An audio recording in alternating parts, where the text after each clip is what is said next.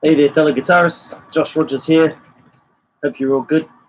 So yesterday I did a live stream. It was the first one, and went pretty well actually. It was awesome. Yeah, I had a great time doing that, and I hope everyone that was here yesterday had a great time as well. Just the way that I'm going to run this lesson, I'm just going to teach you like how I usually teach on the proper tutorials. So I'll be running through the frets, the strings and everything, and then I'd like to go back and sort of maybe discuss alternative fingerings, because I think for this piece, the Gavotte and Rondo, or the Gavotte and E by Bach, there's so many ways that you could finger this. I've been refingering it for years and years and years. But yeah, if you have any questions, just write them down. I don't know if I'll be able to get to them as I'm teaching it, but I'll keep looking in the chat anyway, and if there's like a really good question that's come up, then I'll try to address it from there. So this is the piece that we're going to be doing. It's the refrain, so it's this part.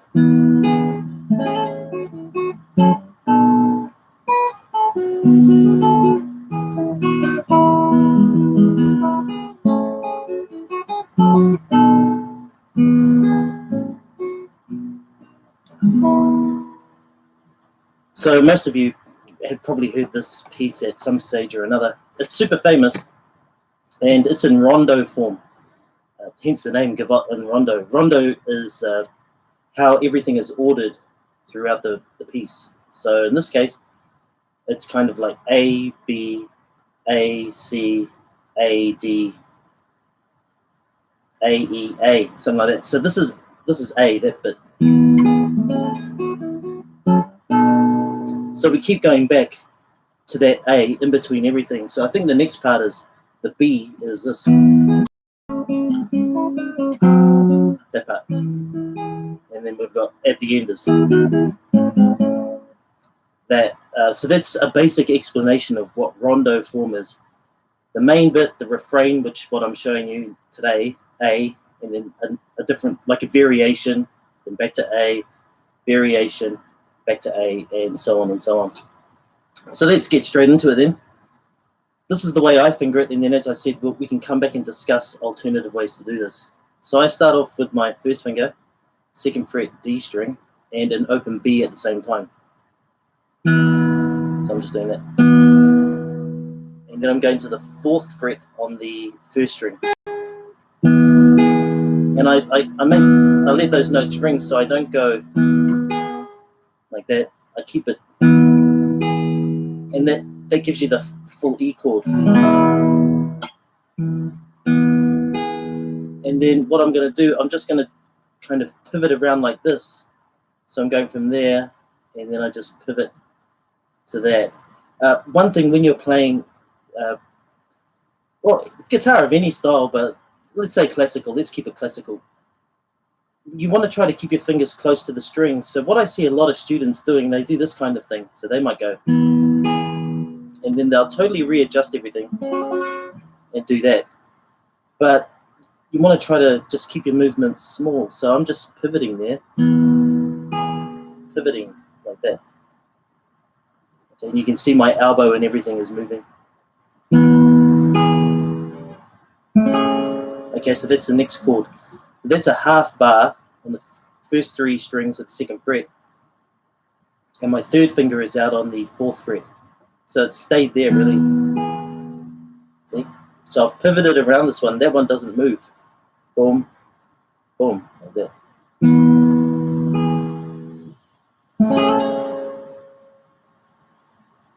Hey, morena, bro. For those of you that don't know, that's how you say good morning in the Māori language. So let's just keep that simple. So I'm doing that. That's the first 3 strings, 4th fret on the 1st string, like that. And then we've got, so I've still got that half a bar, and I'm going from the 2nd fret on the 1st string to the 5th on the 2nd string, and then back to that 2nd fret 1st string. So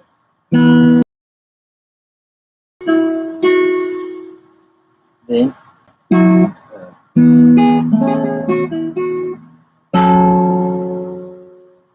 okay, so that bit there, 4th fret on the D string, 5th fret on the 1st string, and I've still got this bar there, and I'm doing the 2nd fret.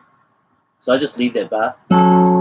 So I'm doing 4th string, 2nd string, 1st string. So from the beginning.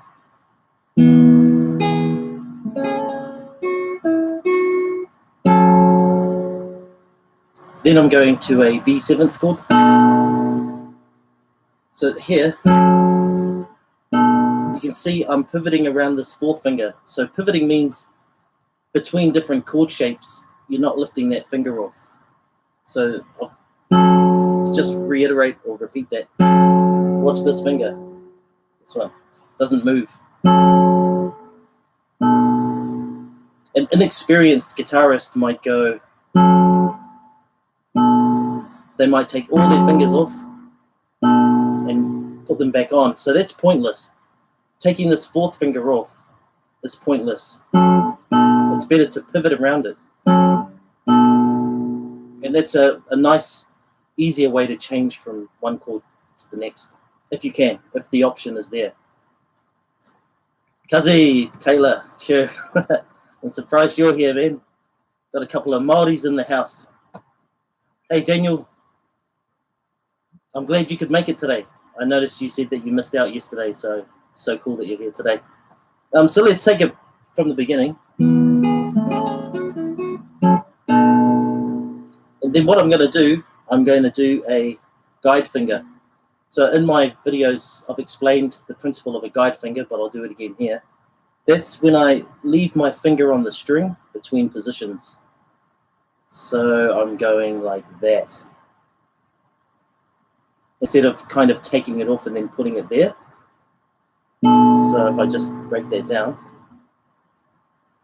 it's guiding along. And what I'm going to do, I'm going to prepare a bar across 5 strings in advance. So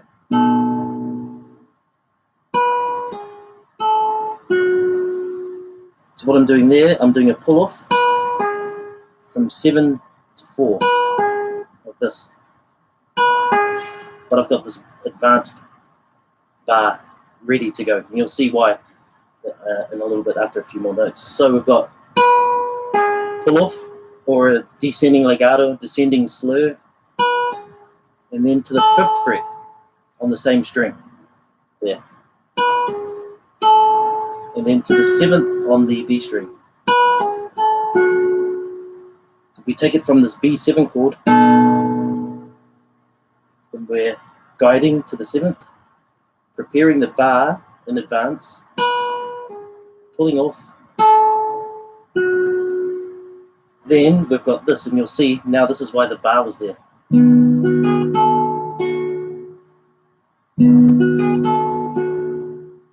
Okay, so I'm just going to run through these notes, and then we'll tackle that guide thing again.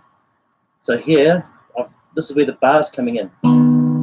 So I've got the 6th fret on the 5th string, or the A string, and the 4th fret on that G string. So that's being played by this bar. And then I go to the 7th fret on the B string, so my 4th finger is still there from this previous scale run. See that? I left it there. So it's almost acting like a pivot.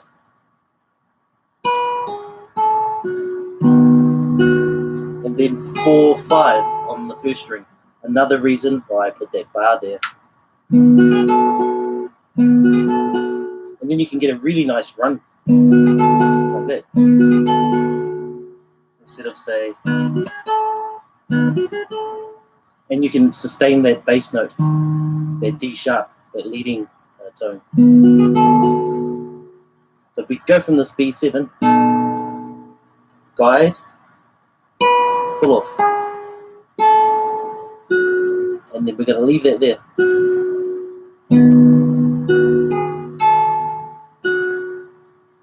Okay, now we're coming up to kind of the like a perfect cadence. So let's say we're here. Now I'm going to guide this too, guide this 4th finger back to the 5th fret like that. Okay, so I'm outlining an E major chord there. So you notice I've taken this here, once again, because it makes it easier to do the chord shift. If I took it off and I did this, I missed it. But because my finger stays on, it just makes it easier. You just feel more confident and secure when you're shifting from one position to the next, or one chord to the next. You've got to be thinking of these techniques like guide finger, pivot finger, preparation, which isn't something I've discussed yet, but we will. So we're just going from here. Okay, so that's, I've got a bit of a bar prepared here, but I'll do part of it. So I've got the 2nd fret on the D string and the 4th fret on the 1st string. For those of you that were here at the start, you'll notice it's exactly this chord from the beginning. So we've got those two notes at the same time, followed by the note that we guided to, which is the E, 5th fret B string. Then we're going to make that bar across 5 strings, doing a B7 chord. So that's 2nd fret on the A and 2nd fret on the 1st string, followed by 4th fret on the B string, like this.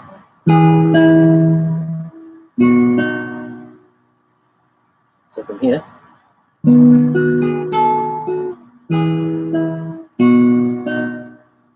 then we have an E major arpeggio.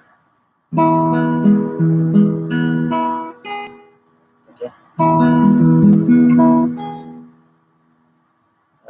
An arpeggio, I'm sure a lot of you know what an arpeggio is, but all an arpeggio is a chord played one note at a time. So this is a chord. This would be an arpeggio. Like that. A lot of sweep picking, that sort of stuff. That's all arpeggios. That's all it is, just a broken up chord. So in this case, we've got the E major arpeggio. Okay, so there I'm just doing 2 open E's, 6th and 1st open, followed by an open B. And then 1st fret on the G string, and then 2nd fret on the D string. So that's the descending part of the arpeggio.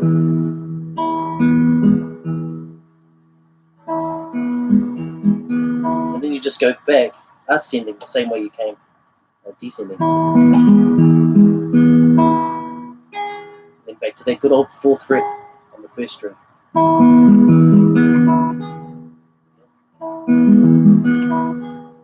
If you wanted to sort of breathe some life into that, you could sort of pause and rush.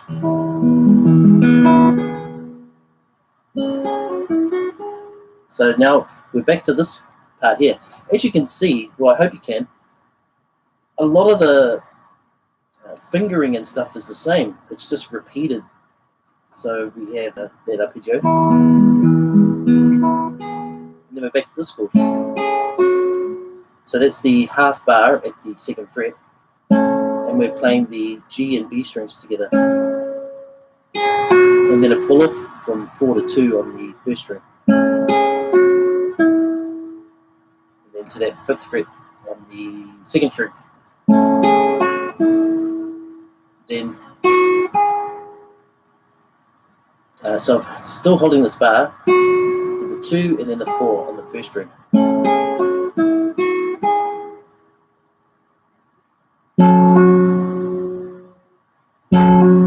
So there, I've got still holding that bar, and I'm doing the 4th fret on the D string, 5th fret on the 1st string, and the 2nd fret on the B string together, and a pull off like this. Oh, I can't do it like that. Yeah. And then going back to that B7 that we played earlier in the piece. Where did we do that? There. So, you know, it's almost the exact same way. I'm just going to check a couple of these comments there. Oh, thanks a lot, Josh. Man, I've seen you around a bit. Hope you're doing well. And thanks for all the support too, man. I really appreciate that. James, I'm not too sure what's going on with the video. We've got some terrible weather right here. Last night we had a wicked storm. It blew a lot of branches off our trees and stuff. That could be part of the reason, maybe why the quality's not so good today. Hey, Pravin, thank you, man. Yes, so we're here. What have we just done?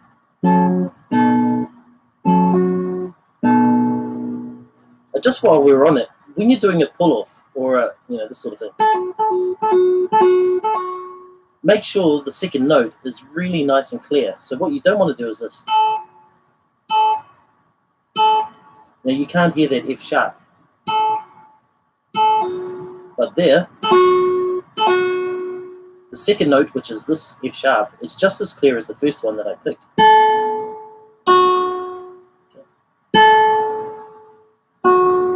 Like that. That's how you do a proper pull-off.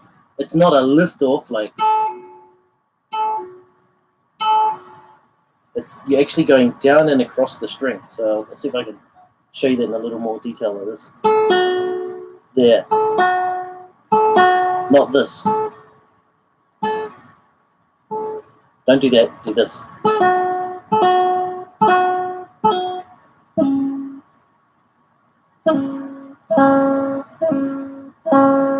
Just a little technique there. I'm actually using this string here to bounce off like a trampoline, so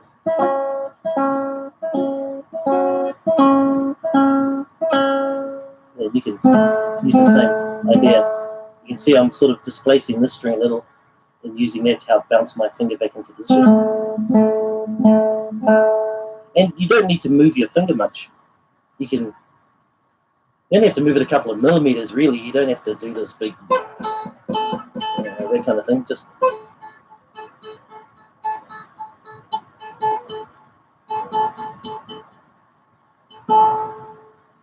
okay. So we're there, and then we've got the final cadence.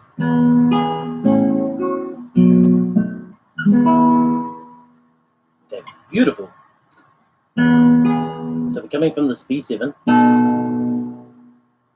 Then we have, that's two open strings, 6th string and 2nd string open, followed by that 4th fret again on the 1st string. Then we have a bar across the two first strings like this. That's open A, 2nd fret on the B together, then 2nd fret on the 1st string. So we've got. Then we can make this a bar across 5, same position, 2nd. So that's 2nd fret on the 5th string, 4th fret on the D string or the 4th string together. And then we have 2nd fret on the G string and 4th fret on the B string together. Let's put those 3 chords together.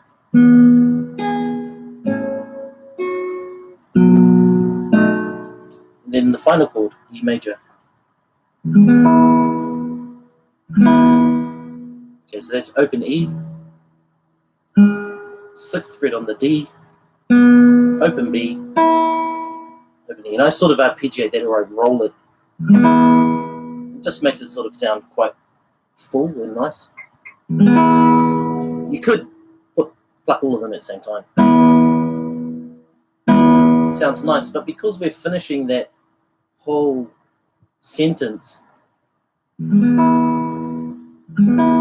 rolling it, it's really nice. And the way I'm doing that technically is I get all my right hand fingers on the strings in advance. I just pull them off. I'm not doing this. Now I've got them all on. It's called full planting. And it only works that way. Instead of... Alright. So, just a little message out there. Everyone can come back and watch this at any point in the future, because I'll be making this available to watch all the time. So let's have a little discussion on maybe some alternate fingerings that we can do in here. So one, I used to do this like this. I used to pick it all on one string, like that. But it was impossible to hold this bass note. Not impossible, but quite tricky. So that's why I refingered it.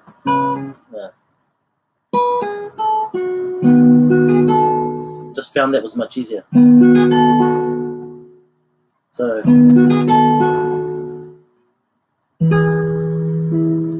that's another thing we could do here.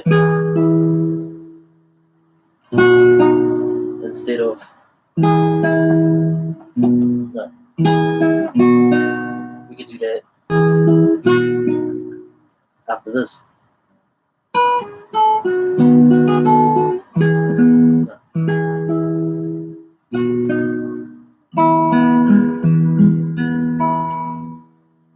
So I did this down here before, the E arpeggio,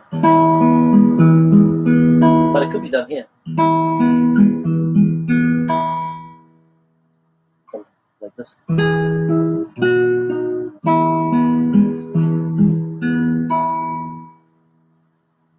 So there's quite a few different ways to do this. So if we just carried on,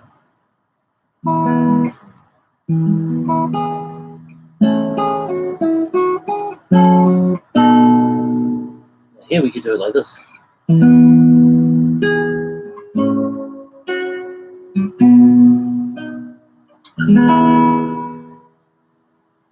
So that you might be thinking, oh, why? Why bother with all these different fingerings? Well, this is when aspects of more advanced type of ideas come through. So a lot of people like the sound of like one string holding the melody. So for example, let's say here, it's quite nice. So there, I can hold this note while I'm introducing the next notes. See, even though I'm playing the next chord, this G sharp is still ringing. And it makes the melody really smooth and legato. But it's lost here, because I have to kind of release this and go there. So I lose that effect. See, it just stops because I have to release that note. But if we finger it here, like that, see that G sharp's ringing?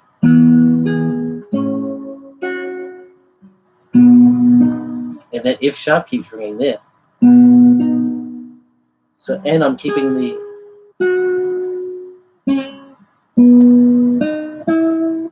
the notes on the same string, those nice melody notes.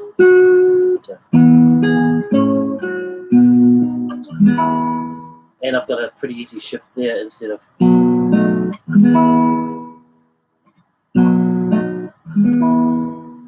So there's lots of different ways to finger this. So let's just have a look at some interpretation things you can do, or how I'm doing with the right hand. So I'm starting with P and I like that, and then middle. And then I pick the first three strings with these three. And I get that little slap. That little slap in there.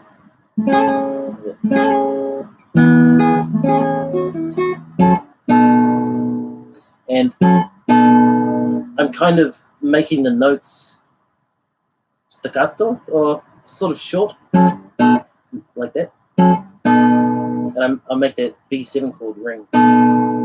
But the preceding chord is short.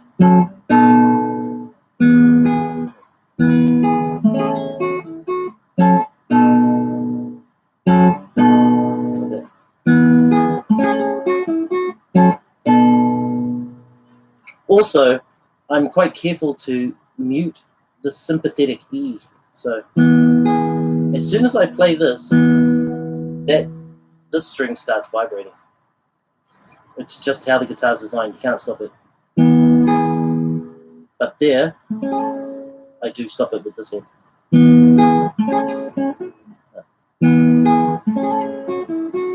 If I didn't, listen, you can hear all the notes kind of ringing through, and it makes it sound messy.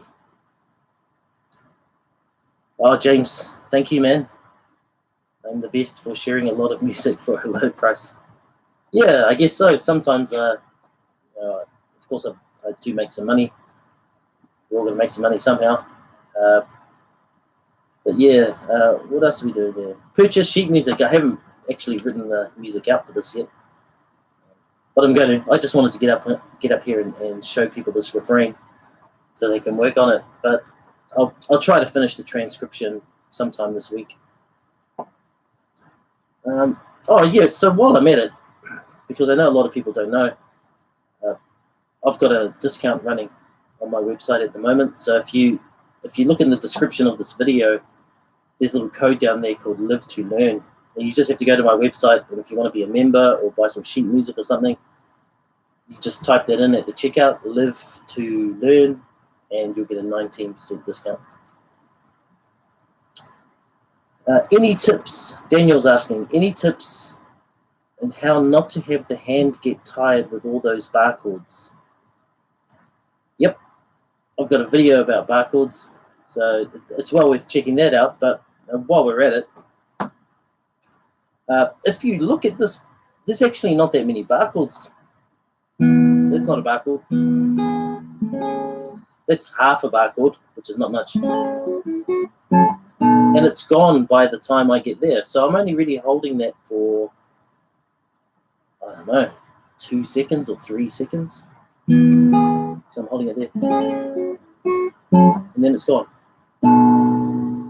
It's something important to remember when you're playing the guitar. It doesn't really matter about bar chords either. You have to immediately relax in between the notes. So if you like going to the gym, I've always been a bit of a gym junkie. You have a rest, right, in between. So you're doing your thing, and then you have a break. The guitar's the same. You can imagine that this is doing your rep, and in between each chord, that's when you're having a break. So you got to try to take a. Here's my little break. Another piece of advice with the getting tired, make sure your guitar's set up nicely. So you want to have some strings that are appropriate for you, for your style of playing, for your hand strength or whatever. Make sure that you experiment with different strings. You know, you've got low tension, medium tension, high tension, extra high tension. That's completely dependent upon you. Make sure your strings are as low as you can get them without making your guitar buzz.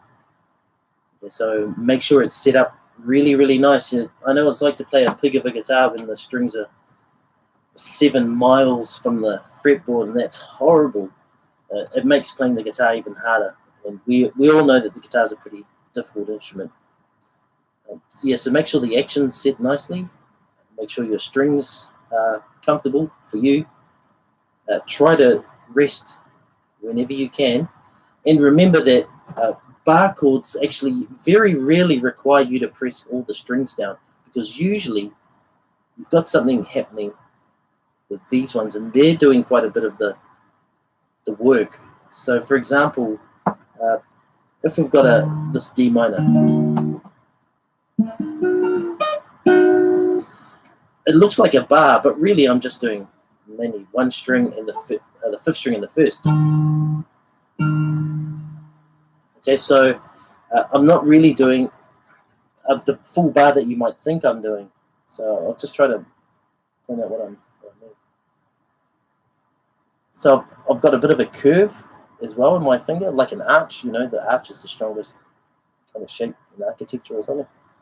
So I'm doing the same, bit of an arch there, and my other fingers are doing the pressing more of the strings than I'm actually pressing with this. So I've got that arch, and I'm only concentrating on putting pressure on the fifth string and the first string here.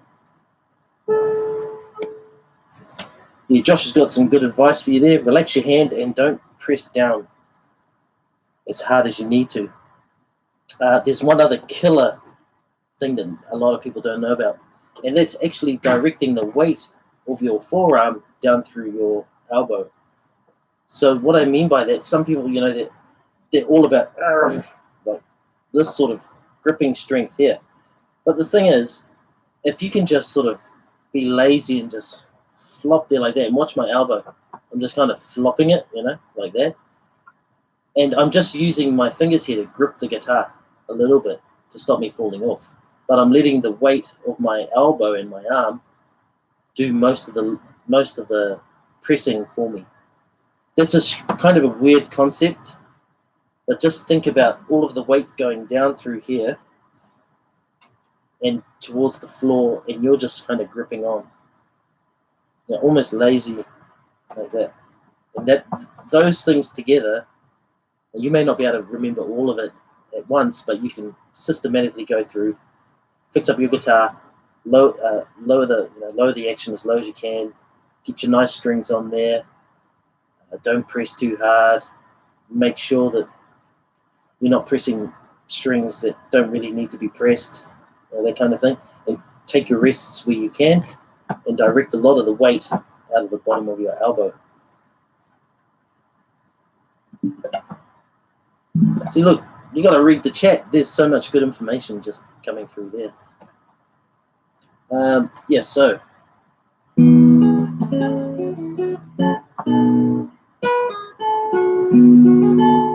So the way I'm fingering that with my right hand,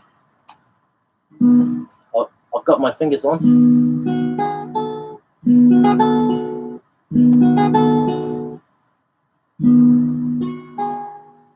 They're already up.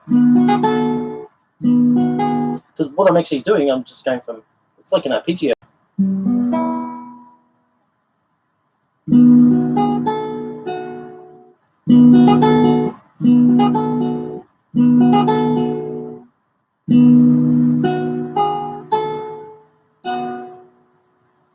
Okay.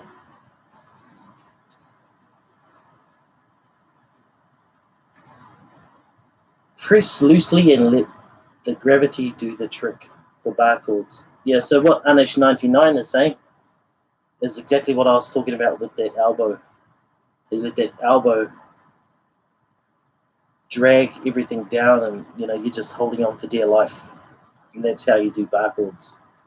Of course, you got to do a lot of bar chords in your playing. And what I mean by that is, it's like some people when they're training, they train to lift more than they actually need to in a competition or whatever. Or they run further than they actually have to run in the competition. So they're going beyond what they actually need to do. So you can do the same thing. Just look around for some pieces that have got tons and tons of bar chords and just play those. Even if your hand's falling off, because you're going to build up endurance. The guitar's like that too, you know, you're constantly building endurance. It's not always just about getting the notes right. Sometimes it's just about lasting to the end of the piece. Some of them are just so full on, and even me, man, sometimes I get pretty tired. My hands just like, oh my God, I'm gonna get. So play a lot, push yourself beyond what you think you need to do. So where were we? And here I'm using my A to M. So I'm not using this one. And then here, if we just did that open strings, this is how I'm picking this one.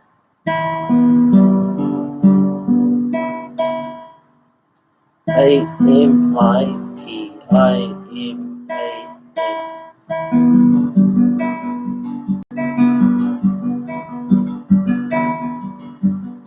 basically that.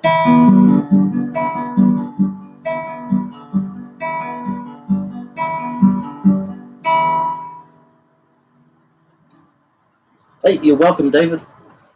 By the way, where's everybody from? If you don't know, I'm from New Zealand. We're currently on lockdown. I think we've been locked down because of this COVID-19 virus for 20 days. I think. Something like that. Or close to it. Yeah, I think it's 20.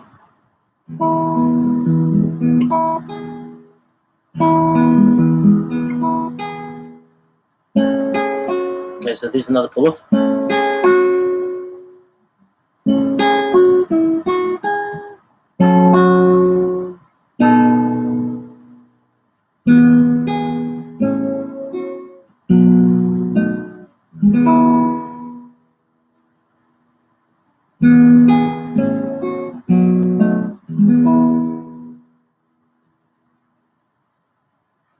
I'm from New York. Oh, David, you're in the heart of what we're all hearing in New Zealand to be like ground zero for COVID-19 in America. Man. Well, I hope you're all good there, man. Are you staying in your house and avoiding going out? Liberty, Kentucky. I think KY, that's Kentucky, isn't it? Cool. Thank you for the chicken. Yeah, so if you've got any more questions about the Gavotte, it's such a cool piece, eh? Just love that.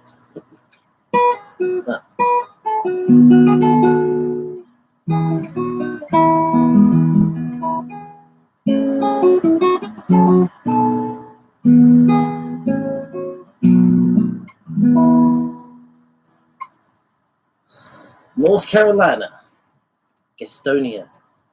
Cool. Oh, wow, we've got a lot of people from the States. Actually, I didn't choose this time to go live by accident. I thought today I'm going to go live at a nice time for people in America. Relatively, it's probably a bit, I think it's a bit later in New York, isn't it?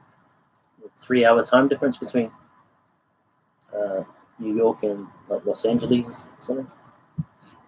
The US is too big.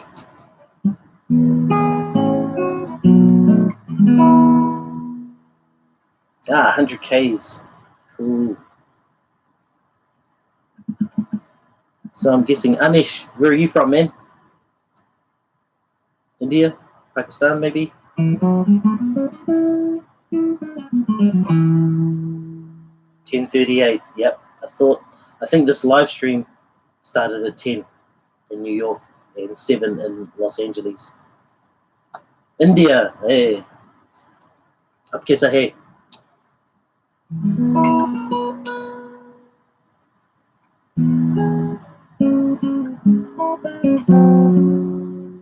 Oh, thanks, Daniel. Cool, man. IL, is that Illinois?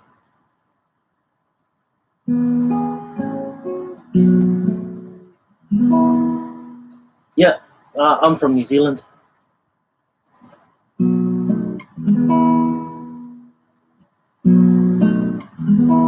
So North Carolina, you guys are on the same time as New York.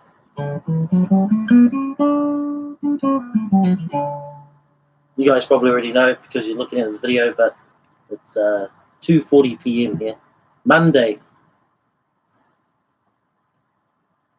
Butter. Darkies FN. Where are you from, man? How do you know the lingo? Are you a Kiwi?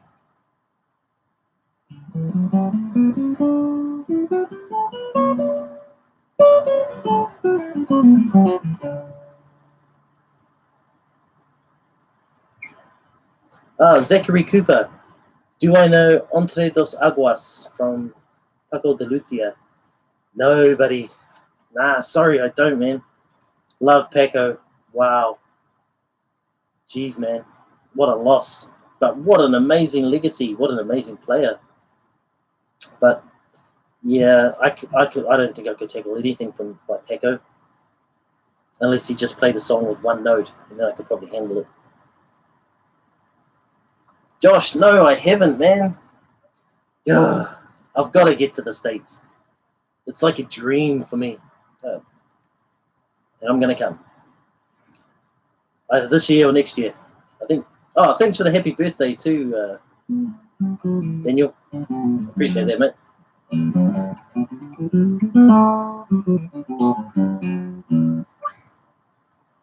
Oh, David, eh? From Buenos Aires. Mean. Ooh, Piazzolla. Yeah. Ooh.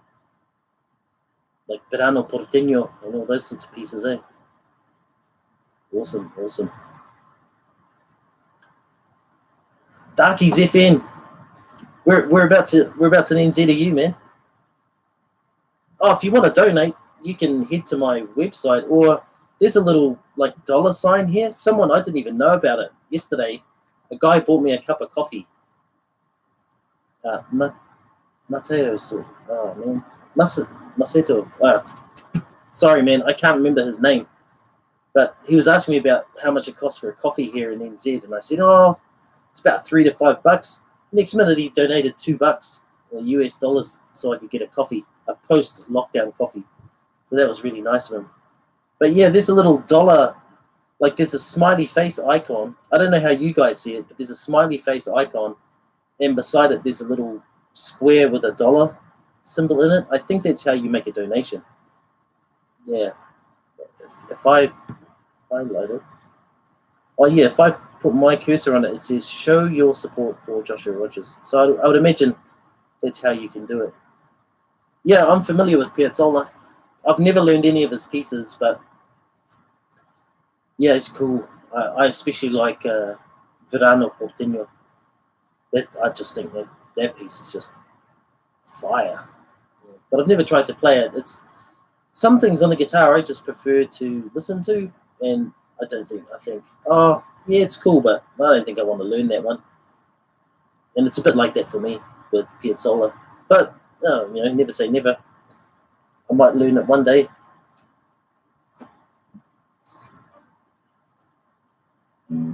Yeah, it is pretty complicated.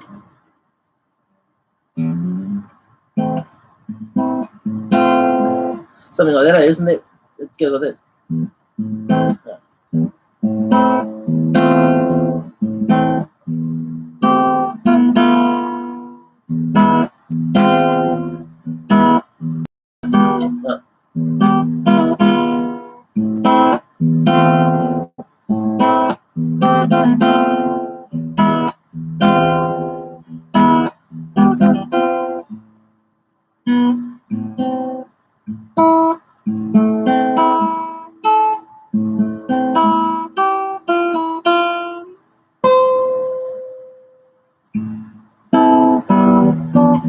Something like that. Yeah, I've never tried to play that. I just remember how it sounds and something like that.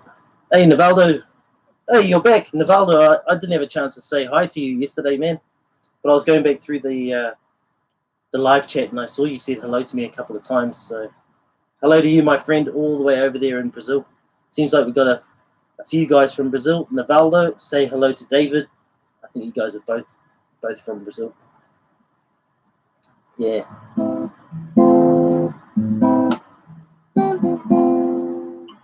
Yeah, it's such a cool, you just can't help but feel like something, when that piece is playing. James, Agua e Vishno by Gismonti. No, man, sorry. I don't know that piece. But I'm going to have to run through these, and I guarantee this will give me something cool to do tonight when I'm chilling instead of watching the usual crap that I watch. I'll have a look at some of these performances on YouTube. Argentina, Matthias. Oh, Matthias.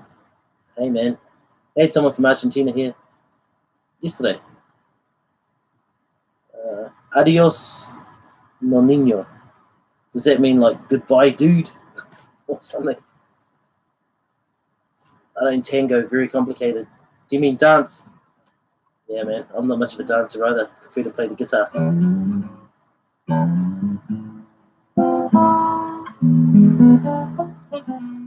So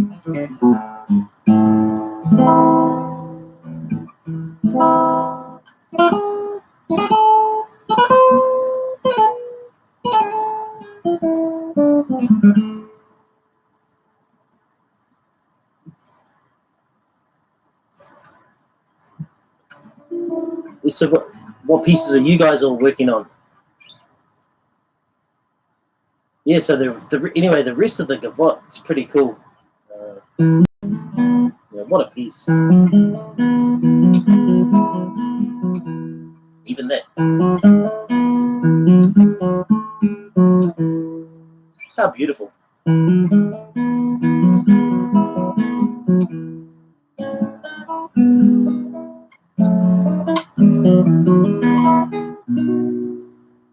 Beautiful stuff. I'm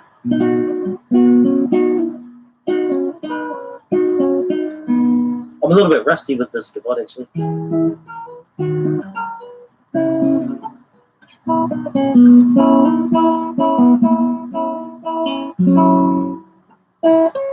Yeah, awesome. Oh, Josh, thank you, man. Now I can get 2 coffees. I appreciate that, man. I know you've been a big supporter of me for ages. So, big shout out to you there in is it North Carolina? Yeah, if I ever come in, I'll come and visit and I'll shout you a coffee.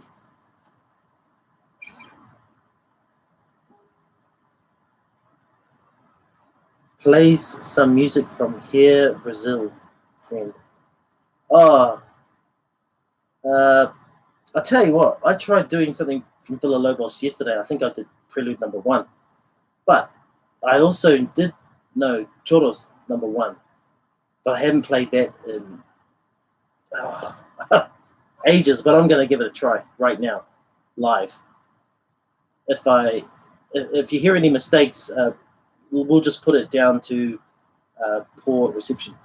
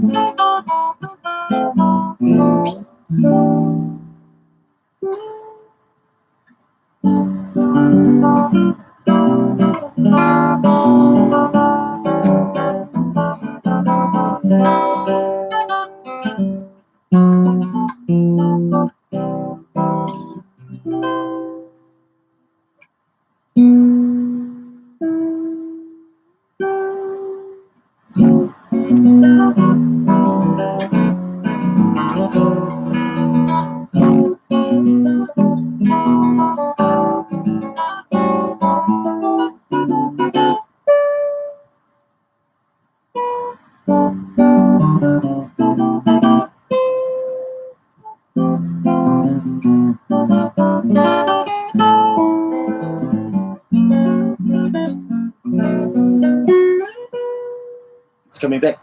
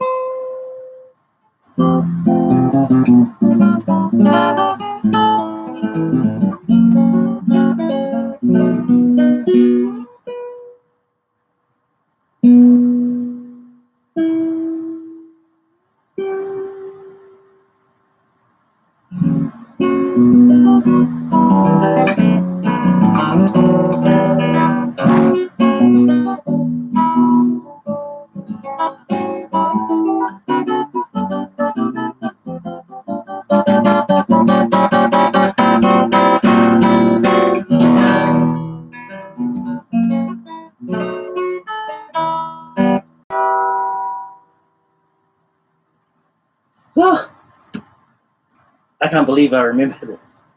Amazing piece. Ooh, hands a bit sore. Yeah, I've got a website. I'll type it in, although it is in the description. Good.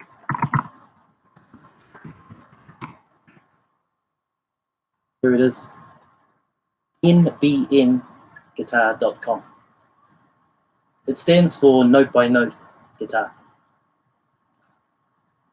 Ole! Thanks, David. Yeah, I got there in the end. Navaldo, your guitar is of which model? So this is a Takamine. Let's see if I can. I'll take this awesome thingy off.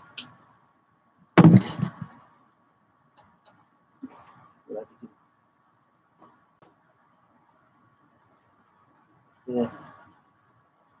So it's a Takamine TH5C Harare. With the nice cutaway, and it's electric. You know, it's got all the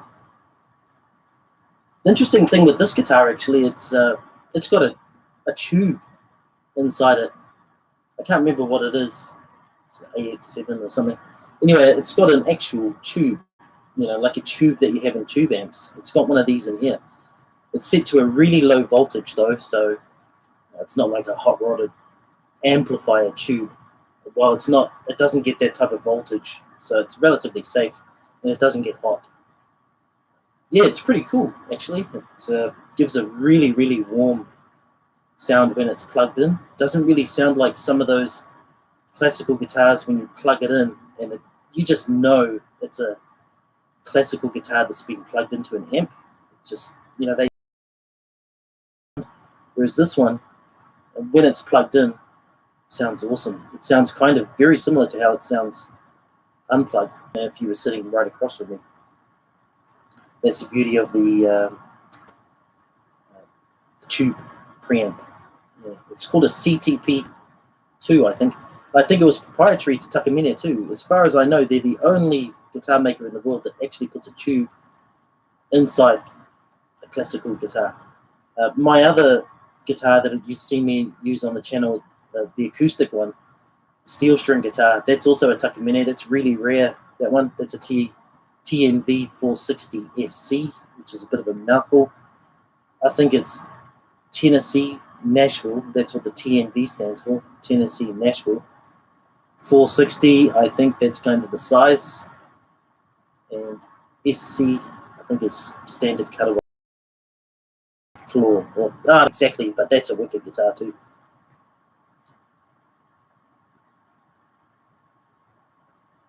Oh, thank you, David. Mate, you're welcome. I'm just so... I just can't believe it, you know, that when I started this channel, I didn't really think anyone would watch, man. Because you never know, because you're starting from zero. No views, no subscribers, nothing. And you just throw a video out there and you think, oh, man, you know, is anybody ever going to watch? And, well, here I am. Now I'm live. I'm meeting people from all over the world. You know, you guys are from everywhere. It's amazing. Got people from Brazil, quite a few guys from the States in here at the moment. Aeon, yes, I am. I see you're back too from yesterday. Daniel A. Tristarosa. I'll have to have a look into that. I've got a book. It's a beautiful looking book. It's got like palm trees. It looks like it's taken from the Brazilian rainforest. And it's got a lot of Villa-Lobos's pieces, but I think maybe it's only the ones he dedicated to Andres Segovia. It's got the 12 etudes, like these 5 pieces that are Suite Brasileira. I don't know if I'm pronouncing that correctly, but it looks like that's how you say Brasileira. There's a set of 5 pieces in there, and it's got the churros, but it hasn't got that, Tristarosa. So it's obviously lacking. It's not the complete works or guitar works of Villa-Lobos. Oh, I'm glad, man. Oh, Anish, you got a 7-string? Yeah, I used to have a 7-string Ibanez. It's on some of my videos, actually. It was a RG something. It was a Ibanez Prestige guitar. I didn't have it for very long. I had to sell it for some money, which was, that sucked, man. But, you know, that's the story of a musician's life.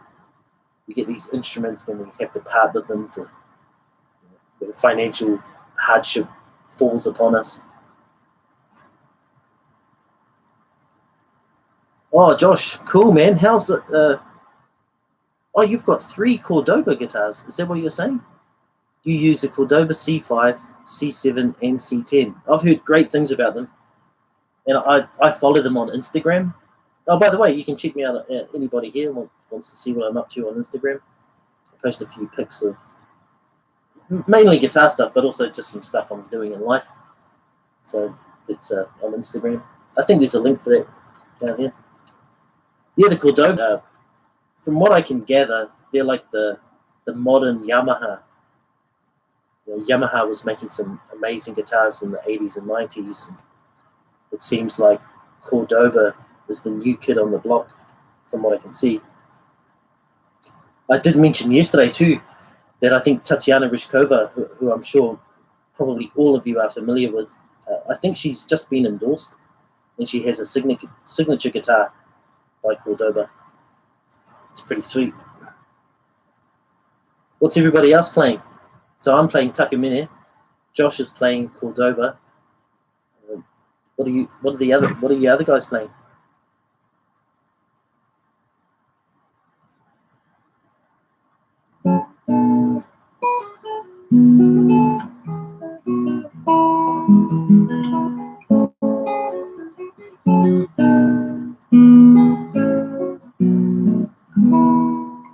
See if I can get through some of the variations.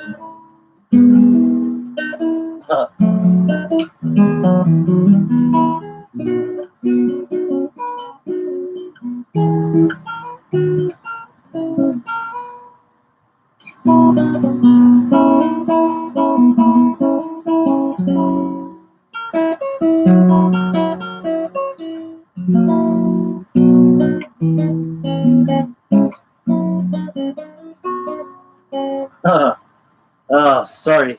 I didn't really prepare the rest of that piece, so.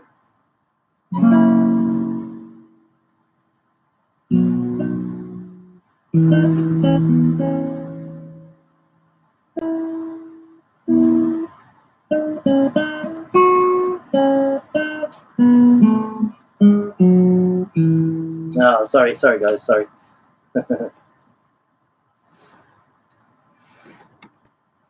Ooh, this is exciting. Okay, Theo, so I played some Bach for you, dude. You can go back to the beginning of this and learn the Gavotte in E. If you don't already know it, that is the refrain. L-A-G, Ochi. What's that, Daniel? Is that a guitar?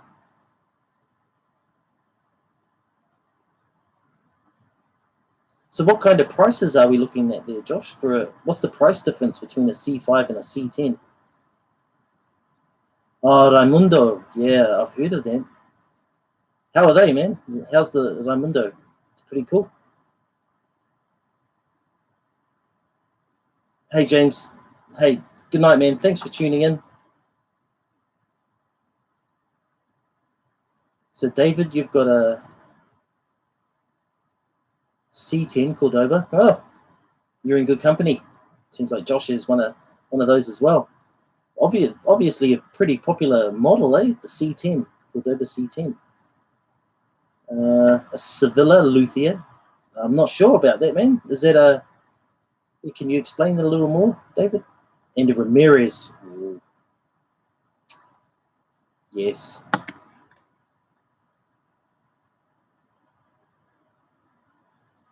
I feel you, David. You know, the guitar's been a huge part of my life. I didn't even know what I would have done if I wasn't a guitar player. Yeah, I just don't know. It's brought me so much joy. I just can't even explain it. The places it's taken me all around the world. I've met some amazing people. Look, I'm just meeting you guys today. That's all part of it, you know. Part of the love for the guitar. We all share. Everyone here that's commenting, myself included, we're all here because we love playing this instrument, and that's amazing. You know, it unifies us, brings us all together. Oh, French classical guitar, the LAG Ochi. French classical guitar, eh? Cool. Yeah, I'm learning. I'm going to go back and look at all this stuff in a few hours and have a look into these guitars and these pieces and stuff that all of you have graciously shared. So the C5 is $350. I'm going to assume this is all American dollars. C7 is $550 and the C10 is $1,200. Oh, yep, that's getting up there, eh? $1,200. That's quite a bit. Chow Yong, greetings from Hong Kong. Man, I like Hong Kong. I lived in Shenzhen for quite some time, and my wife and I would go across to Hong Kong quite a lot for shopping. Actually, I bought some cool guitar stuff in Hong Kong, man. I bought a really nice BAM guitar case there from a Hong Kong music shop. Oh, yeah, while we're talking about Hong Kong, I also, in the same shop, I can't even remember what it's called now, Music City or something. They've got a wicked selection of classical guitars, and I played a Matthias Daman guitar in there. It was $60,000, I think, US dollars. I've got if any of you are curious, I've got a video on my YouTube channel that shows me playing that guitar. 60,000 US dollars for that one. It was a double top from 1994, and that was in Hong Kong. Oh, I've got a beautiful, lovely restaurant there, man. One dim sum. Oh, beautiful food. Yeah, I'd love to go back to Hong Kong, actually. Hope everything's well over there. I know there was some rioting and stuff going down, eh? But hopefully things are cooling down there in Hong Kong, and everyone's just getting back to their normal lives. Hey, Daniel, thank you for sharing, man. You have a good one, bro. David, you're learning to drive as a beginner with a Ferrari. Would you like to explain that a little bit more? So are you saying that you can't drive a car, but the car you're learning to drive on is a Ferrari. Is that what you're saying? Please let us know, man. I'm sure all of us are quite curious of that. Yeah, man, love Hong Kong. It's such a cool place. We bought an iMac from there. Wicked one. It was brand new, 2015 model. That's when I was there.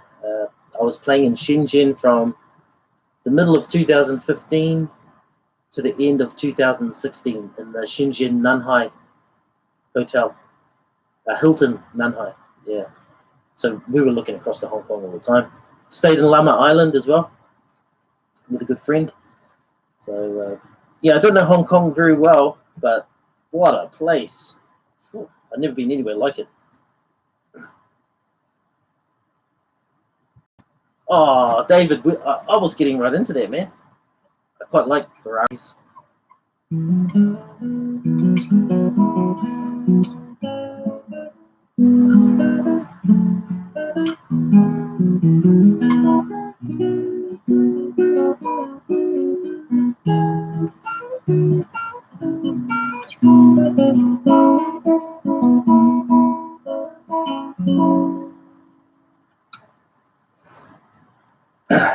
No, sound like me, man. My guitars are fabulous too, not me.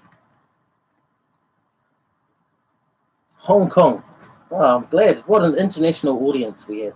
Yesterday, I think we had people from Nigeria. We had a guy from Nigeria, Chile, Argentina, a couple of people from the States. I think we had someone from Aussie. Yeah, Brazil. Brazil seems to, like, they're there. You guys are there, eh? In this channel, there's I think if I look at my demographics, it's like the US, UK, and then Brazil for the spread of where the majority of my subscribers come from. Kamal Kula, hey man. I'm well. How are you? Do you know where I can find a good daily practice for finger exercise for a beginner? Yep, right here, dude. Check through some of my videos for Mauro Giuliani's 120 exercises for the right hand. I've got 12 videos out, and they cover 10 exercises per video. So 12 videos, 10 exercises per video, 120 exercises. They're probably one of the most famous right hand development etudes. I'll call them etudes for the right hand ever that people still use regularly. I'll just play the first one here. So Kamal's asking about daily practice for finger exercise. So I'm just going to do Giuliani's exercise number 1 for the right hand.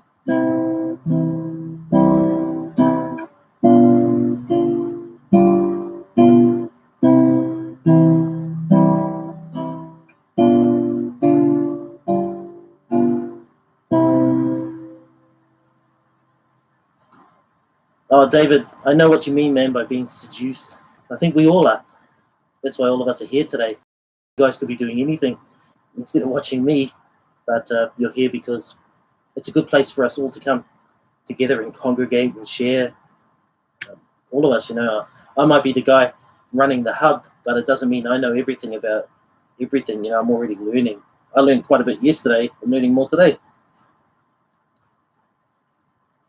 David, you have a great night, mate, wherever you are. Oh, where did you say you were? Oh, you're in the States, eh? So, yeah, have a good sleep and wake up and play some guitar. Yeah, good night, man. Josh, 2 years? Has it been 2 years? No. Has it? Wow. Time flies. So I'll get back to that Giuliani exercise. So it's a C major chord and then a G7 chord, first inversion. So we're not actually playing a G in the bass, it's B. And the right hand strings is just like this. So these 2 fingers, I am picking the first 2 strings. And the thumb is moving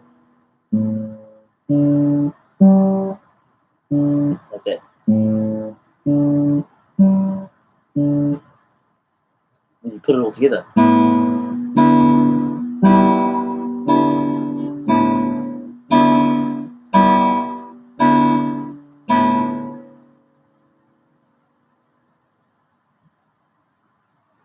Yeah, heaps of love right back at you, man.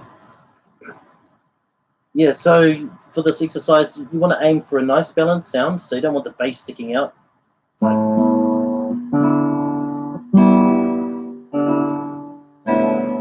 you want everything to happen at the same time.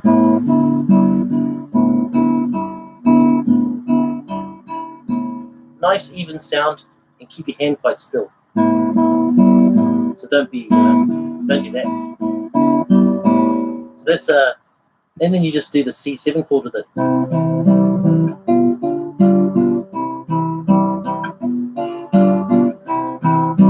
So with that also, you can do lots of stuff. Like you can practice a sul tasto, which means playing around here.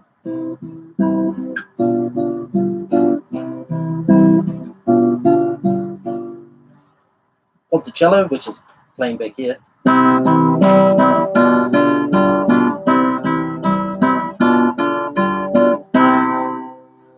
Practice your dynamics. Dynamics, be louder, be quieter.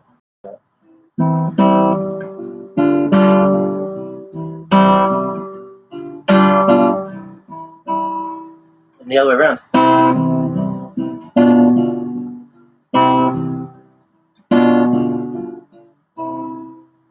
That kind of stuff. So when you're doing your dynamics or whatever, when you're getting louder, don't press harder with this hand. A lot of people kind of do that, so they'll be, and as they're getting louder, they're going down here. So you don't need to do that. Pressing harder there, it's not going to make your notes any louder.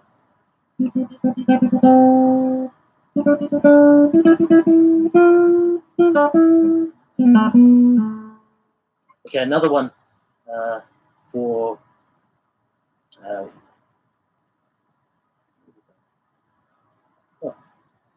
it went away.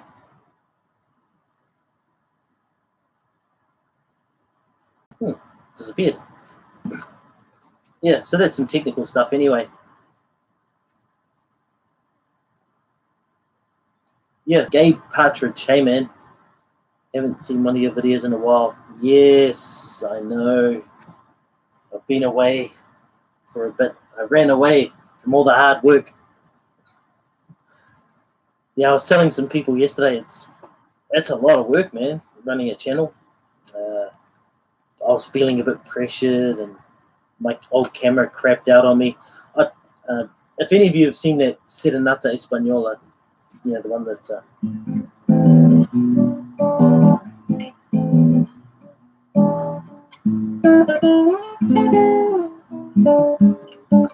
that one, I got so angry in that because I was filming the tutorial. I filmed the first tutorial, and I was almost through filming. I'd finished the second tutorial as well, but what I didn't realize was my camera was starting to misbehave, and it switched to black and white for like the last couple of minutes. And I just got so angry because, as some of you, I hope you guys know, that the way I teach is it's extremely difficult to teach classical guitar like this, you know, and you have your second fret and third fret and the first fret. You know, that's usually, no one does that because it's way... Yeah, so the way I teach on YouTube, it's really demanding to film these tutorials and to have that all in my mind and try and, you know, explain that. So hold that, and then you do a pull-off from 2 to 1, and it's hard. And so when I found out my camera had done that, I kind of gave up on the spot, actually. I was that angry. And I'm the sort of guy, I won't upload it if it's gone black and white for 1 minute. I just won't do it. I'll go back and I'll film the whole thing. Yeah, so I'd kind of run out of energy, and one of my other businesses was sort of taking off at the same time. And so I thought, you know what? I've got to pay the bills and stuff. So I just cruised over, and I thought, this is a sign, you know, my camera's putted out. I'm putting in so much work into creating the PDFs and updating my website, writing blogs, filming, and all that.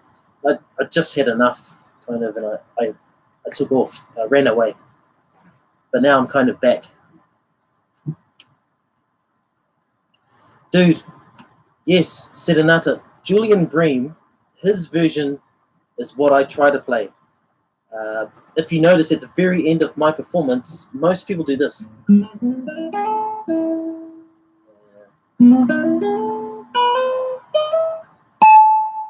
They play it like that, but I listened to Julian Bream's version over and over and over, and I transcribed his ending, which is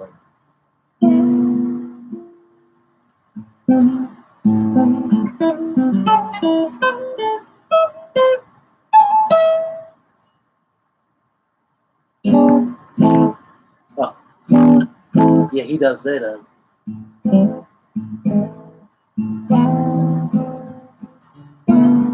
Something like that. This is wrong.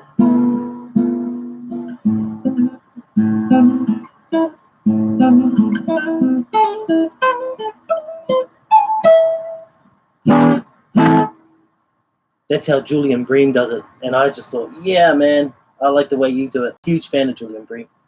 I think his transcriptions are the best. A lot of people don't agree.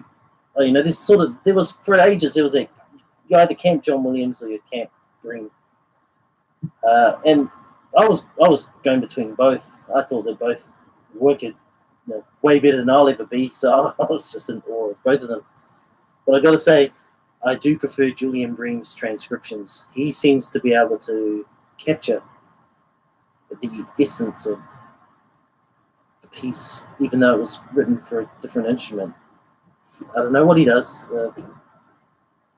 but he's amazing. And I also love the way he plays. I personally don't think there's anyone that's ever come close. Even now, I think Julian Bream just has something, man. I can't tell you guys what it is. It's just something that you feel, you know. He does these things that, like even that the intro to La Maya de Goya. That staccato he's got going on, man. It's so strong. I try to do it. Here's the challenge. Listen to Julian Bream playing that La Maya de Goya and see if you can make your guitar sound like he makes his that pizzicato. It's so powerful. And the way he gets it, you know. His Ponticello is beast. Just crazy. Yeah, amazing. I love him. Boa noite, pessoal. I don't know what that is, man. It's a good night. Ben, hey man, Bream is a monster. Sure is. I got to see him in concert. Oh, here's a little story. I just started playing the guitar. It was 1988. And my guitar teacher, he was so cool. He got us tickets to go and see Julian Bream performing in Napier, which is a small city in New Zealand in the North Island. That's where I was going to school. And our guitar teacher got us these tickets, and Julian Bream, I didn't even know who Julian Bream was. I was barely play the guitar.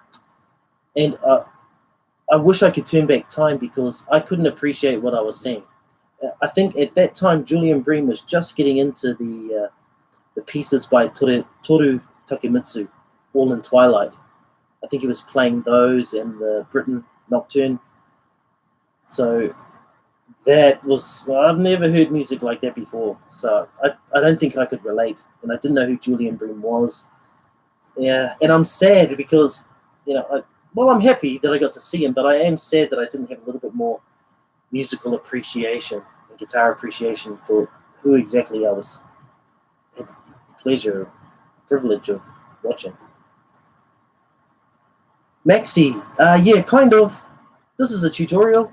I am planning to finish off Rosita at least, and I'm trying to get back into it. My camera is unbelievably, I sent it away just before New Zealand went to lockdown, to be repaired. I was filming everything with a Lumix G7 for basically for 3 years. And the story I was just saying about setting up when I was doing the tutorial and just switched to black and white, that had actually happened a couple of times, and I just persevered. But when it happened at the end of my tutorial for that, I just thought, that's it, I'm done.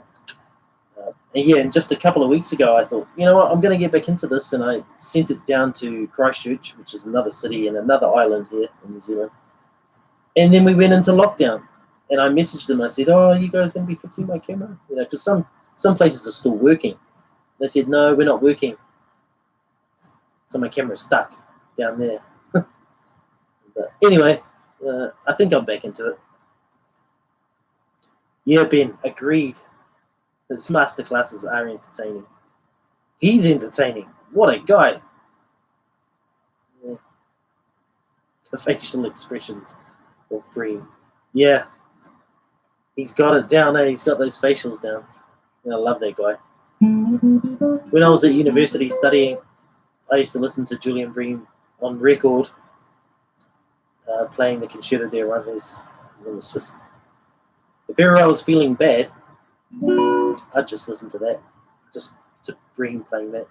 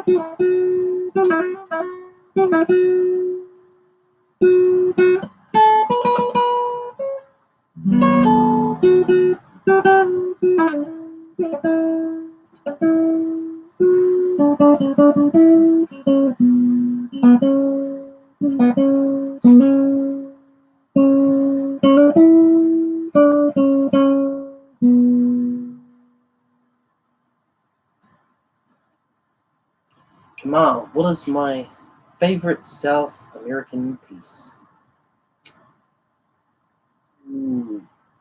I do like El Diablo Suelto. That's nice. I used to play that years ago, but I can't even remember it anymore. That's wonderful. Just about anything from Barrios. Un Sueño en la Floresta, that's right up there for me. That's beautiful, man.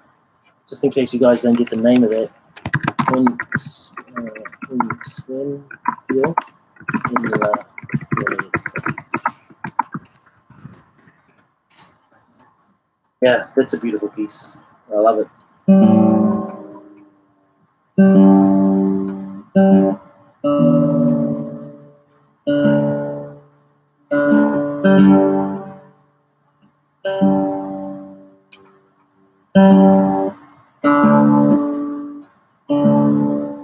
This one. It's not my favorite, but I don't really have a favorite.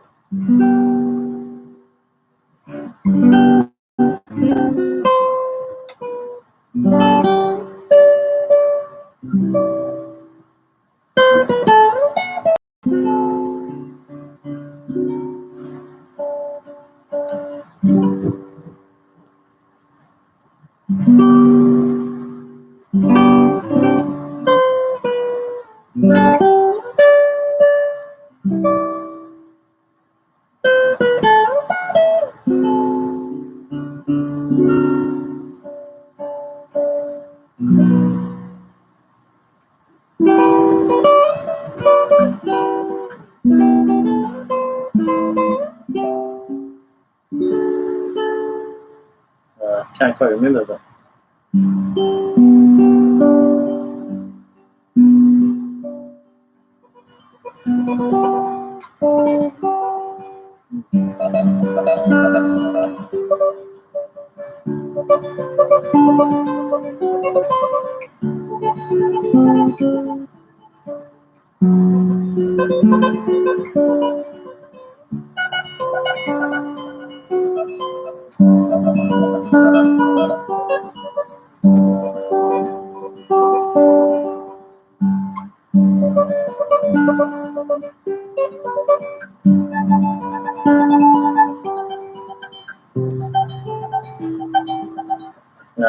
Sorry, guys, can't remember. The tremolo is terrible at the moment too. I need to practice more. Oh, Wong Fei Hung.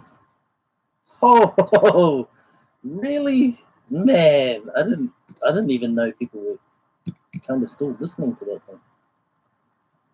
The story behind why I transcribed that. Of course, I'm a huge fan of Jet Li. Always have been. I remember watching Once Upon a Time in China years ago. Of course, it was 95 or something when it came out. And that ho hey and dui wan chong long. I just thought, what is that, man? It just was so powerful. You know, it made me want to run outside and just do kung fu. And that thing. And I swore to myself, I'm gonna do that. You know, I'm gonna transcribe that thing for guitar. And I did. It took 20 plus years for me to get around to finally doing it, but I did it. And yeah, I love that, man. I haven't even played it in ages, but great piece of music. I think Pat Lam from Hong Kong. Chow Yung, are you still here?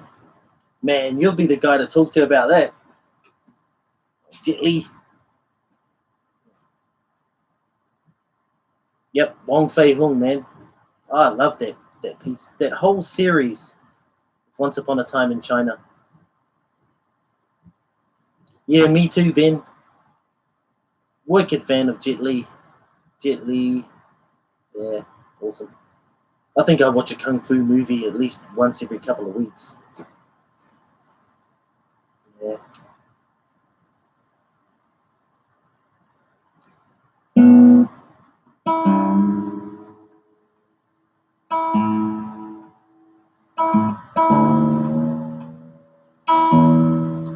I think I transcribed that in B.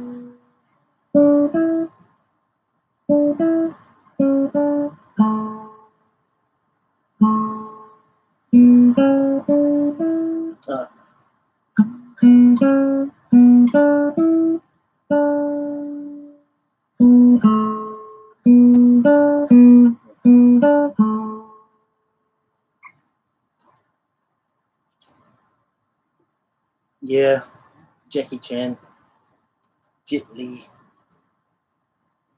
all those dudes. Very cool. Yeah, Fist of Legend. Man,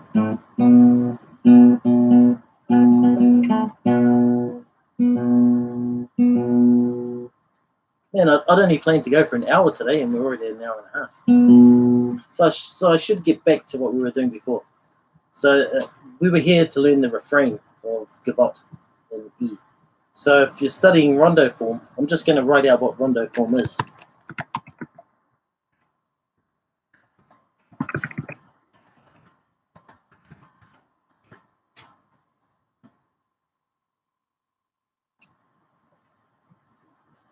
Yeah, good old kung fu movies. Entertained many a young man, no doubt. And so, yeah, the Gavotte in E, this one.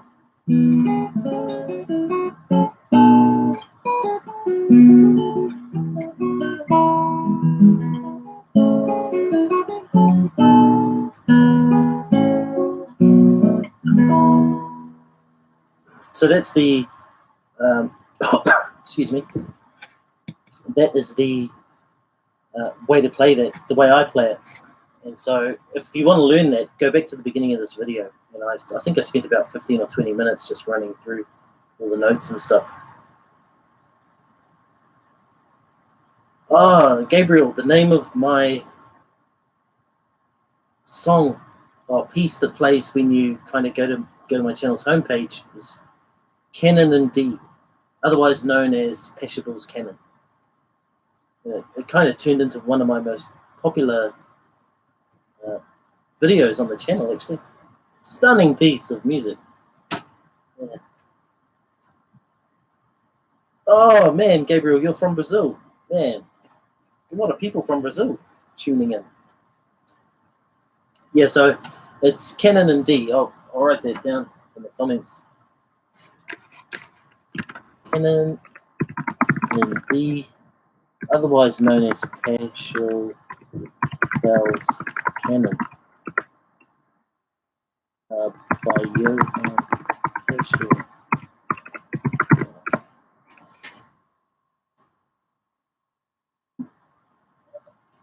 They actually have I did a whole course just on that piece, man. It's called Canon in D Total Mastery, and you can find that on my website. Yeah, so I teach that really in depth. So I get into the scales that are involved, how you go through doing the various variations and stuff that are there. That's not free though. That's $15 a month for that one. But as I mentioned earlier, I am running a website-wide, I guess that's the way to say it, website-wide discount, where everything on my website is discounted by 19%. And there's a code at the bottom of this video description with the code there. The code is Live to Learn. So if anybody out there wants to go to my website and join up or get some sheet music and support me like that, you can. And if you enter that code at the checkout, it'll be 19% discount there. That's to make me remember what I'm going through right now.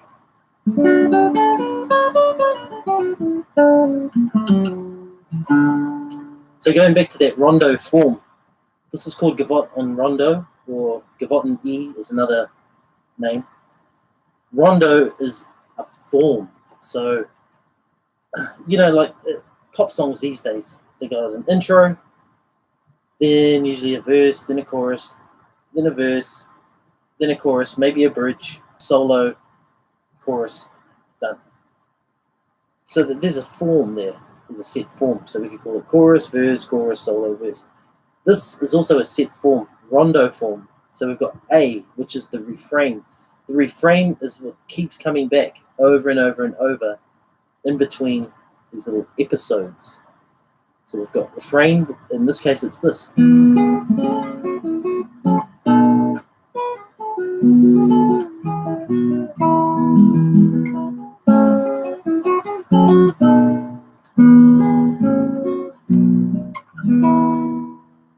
That's the refrain, and it keeps coming back in between every episode.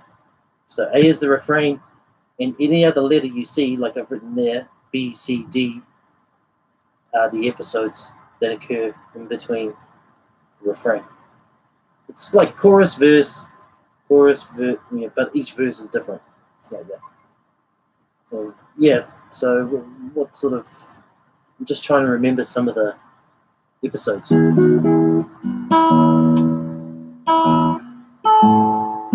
This is the last one, I think.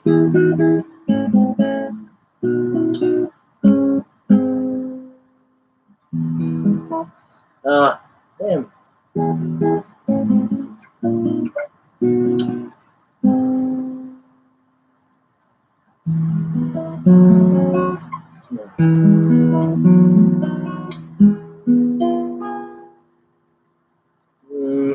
Anyway, I remember the other one quite well. This is the first episode.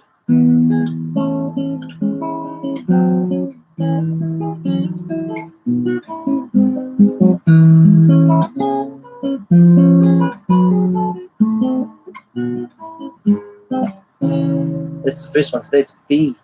Then back to A.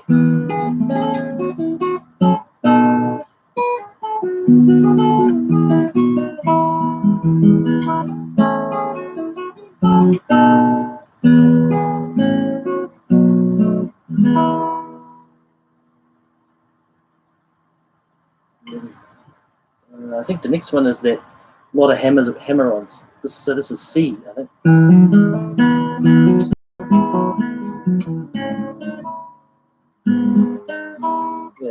I've refingered this a few times, so sometimes my brain's in two different places and I get confused with the fingering I used.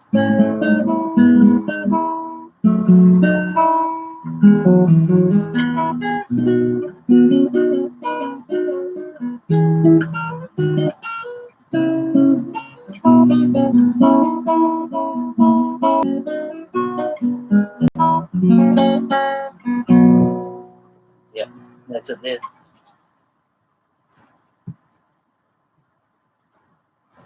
Oh, still got a few people here. Well, I think I'm probably going to call it a session, and I'm going to sign out. But I will say it's been amazing. Nice to see you all today. Thank you so much for chiming in and for sticking with me for so long. I know I've been absent for ages, and I feel pretty stink about that. But it's awesome, and I'm glad to be doing these lives. It feels really good to connect with you guys, and see that we've got Jackie Chan fans and Jet Li fans and all that kind of stuff. So everybody that came, everybody that left a comment, thank you very much. Stay safe wherever you are in the world, and I shall catch you at the next live.